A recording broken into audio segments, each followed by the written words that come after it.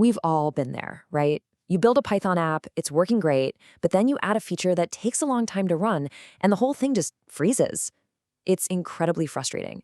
Well, today, we're diving into Celery, the tool that's designed to solve exactly that problem by pushing those heavy jobs into the background so your app stays zippy and responsive for everyone. So let's set the scene. Imagine a user is on your web app. They click a button, something like Generate Report. They're sitting there waiting, expecting something to happen pretty quickly.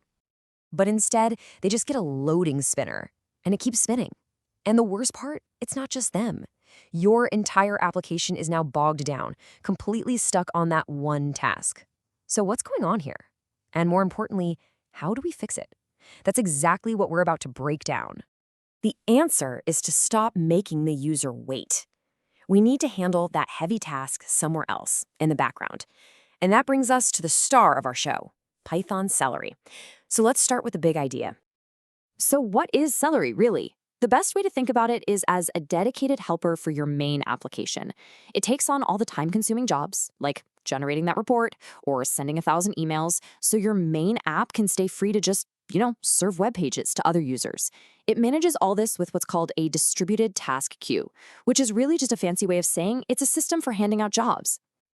Now, you might be thinking, this sounds complicated, but what's a task in Celery's world? It's ridiculously simple. A task is just a Python function. That's it. That generate report function you wrote, that's a perfect Celery task. Okay, but how does your app actually hand off that function to be run somewhere else? It uses something called a broker. Think of the broker like a mailroom. Your application drops off a message that says, hey, please run this task with these arguments, and the broker holds on to it. Really popular choices for this are tools like RabbitMQ or Redis. And who's on the other end, picking up the mail from the mailroom? That would be the worker. A Celery worker is a totally separate program. It's just running in the background, constantly watching the broker for new messages. When it sees one, it grabs the task and gets to work. This guy is the real workhorse of the whole system. But wait a second. What if you need to know when that report is done, or even get the final report file? That's where the optional result backend comes into play. It's basically a storage space, like a database, where a worker can post the results of a job so your main application can check in on the status or grab the final output later. All right, so we've got the main players down: the app, the broker, the worker, and the backend. Now let's pop the hood and get into the engine room to see how these workers actually get things done. Now here's something that surprises a lot of people. The main Celery worker process doesn't actually run your tasks itself. Nope. It's a manager. Its job is to connect to the broker, pull down jobs, and then hand them off to a pool of child processes that do the real heavy lifting in parallel. And you control the size of that pool with the -concurrency flag. But here's a huge gotcha, you gotta remember this. Setting -concurrency equal to 4 does not mean you get 4 processes. It means you get 1 manager plus 4 child workers for a grand total of 5 processes. Knowing that is absolutely crucial when you're thinking about how much memory and CPU your server is using. This brings up a super important question. Let's say your machine has 8 CPU cores. What happens if you get a little ambitious and set your concurrency to, say, 16? Are you going to get twice the performance? Not quite. This is where we run into a bottleneck called context switching. Let me give you an analogy. Imagine you have 8 chefs in a kitchen. Those are your CPU cores. If you give them 8 pots to stir, everything is great. But if you give them 16 pots, now each chef is frantically jumping between 2 pots, right? All that time they spend switching from one pot to another is wasted time. The same thing happens with your CPU. Understanding that wasted time is the secret to optimizing your performance. Because here's the thing, the perfect number of pots for your chefs completely depends on what you're cooking. This brings us to a really critical distinction: CPU-bound versus I/O-bound tasks. This right here is basically the cheat sheet for Celery performance. For CPU-bound tasks, we're talking heavy-duty math, image processing, that kind of stuff. The best concurrency setting is right around the number of CPU cores you have. 1 chef, 1 pot.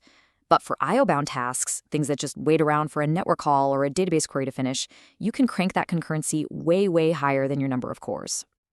So what gives? Why the huge difference? Why is it totally fine for a chef to juggle a dozen pots if they're just waiting for water to boil, but a total disaster if they're trying to actively chop vegetables for all 12 at once? It all comes down to one little thing: idle time. With a CPU-bound task, that CPU is pinned at 100%. It is always busy, so any time spent switching tasks is a waste. But with an I/O-bound task, the CPU is just sitting there most of the time, twiddling its thumbs, waiting for the network. So while one process is waiting, the CPU can switch over to another one and get some real work done. The switching is free because it happens during what would have been wasted time anyway. Okay, so you've totally optimized your single worker on your single machine. Your kitchen is running perfectly. But what happens when your app becomes a massive success? Well, it's time to scale up from a single kitchen to a whole restaurant chain. Running multiple worker processes, maybe even on totally different machines, gives you 3 massive advantages. The first one is obvious: scalability. You can just handle way more tasks. The second is specialization, where you can have certain workers that only handle certain kinds of jobs. And third, you get fault tolerance. If one of your worker machines goes down, the others just pick up the slack. No big deal. And that restaurant analogy really helps clarify the 2 different ways you can scale. Bumping up your concurrency is like hiring more chefs in your one kitchen. It helps, for sure, but eventually the kitchen just gets too crowded. To really scale, you have to open more restaurants. In other words, add more worker machines. That's horizontal scaling. And this idea of specialization, what we call task routing, is incredibly powerful. Check this out. On the left, we might have a powerful machine with low concurrency, maybe just 4, that only listens to the priority queue for urgent jobs. On the right, we could have a cheaper machine with super high concurrency, like 12, that just chews through all the low priority bulk tasks. This is a total game changer for building really robust systems. Now, this all sounds fantastic, but before you run off and start spinning up dozens of workers, let's talk about planning and a very common pitfall that catches almost everybody by surprise: memory usage. Okay, remember that worker with a concurrency of 8? We said that's 9 total processes, right? 1 manager, 8 kids. Now, let's say your application's code takes up 100 megabytes of RAM. Well, each of those 9 processes loads its own copy of that code.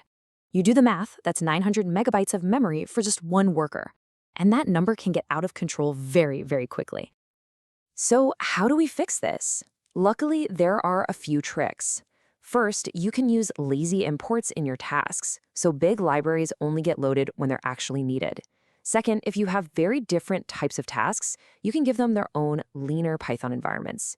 And finally, you can turn off some of Celery's internal features that you might not need, like gossip and mingle, to shave off even more memory. All right, let's bring it all home. A really solid Celery architecture comes down to this 5-step plan. First, analyze your tasks. Are they CPU-bound or I/O-bound? That decision affects everything else. Second, define different queues for different jobs. Third, design your workers. Are you going to use the default pre-fork model or something like gvent for intense I/O? Fourth, plan your concurrency based on that analysis. And finally, distribute those workers across multiple machines to scale out. If you follow these steps, you'll build a system that's both powerful and super efficient. So the next time you're about to write a function that might take a little while to run, I want you to stop and ask yourself this one question.